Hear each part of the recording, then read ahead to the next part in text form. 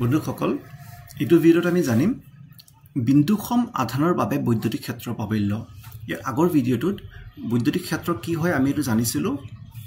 ধৰা কিউ আধানৰ বৈদ্যুতিক ক্ষেত্ৰত স্মল কিউ আধান এটা ৰখা হৈছে তেন্তে স্মল কিউৰ ওপৰত বলৰ পৰিমাণ কিমান হ'ব F = 1/4 pi epsilon naught capital Q small q by r square dot r cap এটো কোৰ পৰা আহিছে এটো আমি কুলম্বৰ ক্ষেত্ৰ পাইছিলো কুলম্বৰ সূত্ৰ পাইছিলো F =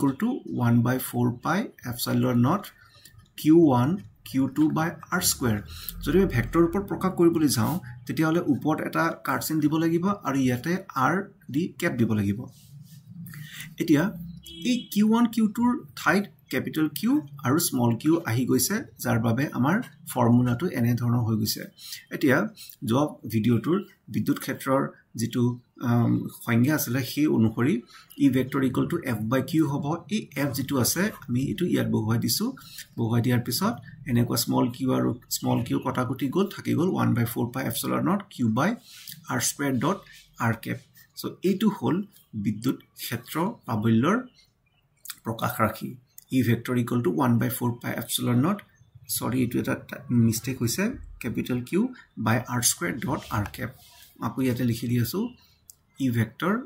equal to 1/4 pi epsilon naught capital Q by r square dot r cap etu ami ene dhoro bujibo paru thoi loa e jitu dangor adhantu ase tar para p bindu eta ase e p bindutut আমি কিবাটা আধান ৰাখিছো তেতিয়া সেই আধানটোৱে কি পৰিমাণৰ বিদ্যুৎ ক্ষেত্ৰ প্ৰাবল্য অনুভৱ কৰিব হেতু হ'ব 1/4 pi epsilon naught q by r square dot r cap